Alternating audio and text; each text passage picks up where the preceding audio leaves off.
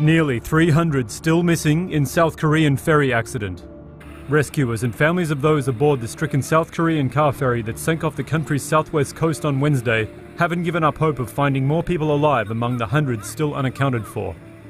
The Sewol ran into trouble during the 14-hour journey from Incheon to the southern resort island of Jeju early Wednesday morning. About 4 hours from its destination, the ship was sailing in thick fog which may have obscured the crew's vision. At 8:30 a.m, it appears as though the ship struck a large rock, puncturing its hull. Passengers described hearing a loud sound on impact and experiencing a sharp jolt. The ship tilted suddenly, causing luggage to fall from overhead storage shelves. Many people jumped into the frigid water as they realized that the ferry was sinking. The crew sent out a distress signal and nearby ships responded. But survivors say a message broadcast over the ship's PA system telling people to stay in place may have worsened the situation. One passenger said that even as the water inside the ship began to rise, they were told not to move. In the panic and chaos, one high schooler, identified only by her last name, Shin, texted her father. "Dad, don't worry. I've got a life jacket on and we're huddled together." Her father replied, "I know the rescue has begun, but make your way out if you can." "Dad, I can't walk out. The corridor is full of kids and it's too tilted."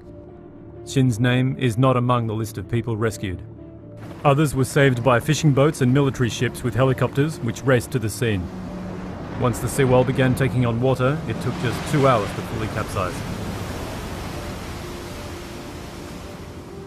Witnesses say many people might still be alive, trapped within the upturned ferry. But it lies in 30-metre deep water. The water is murky, reducing visibility to less than half a metre, hampering the rescue. What's more, people trapped in air pockets must deal with the icy water, which can cause hypothermia in as little as 90 minutes. Rescue teams earlier hammered on the ship's hull hoping for a response from trapped survivors, and divers have taken to the water, but hope is fading.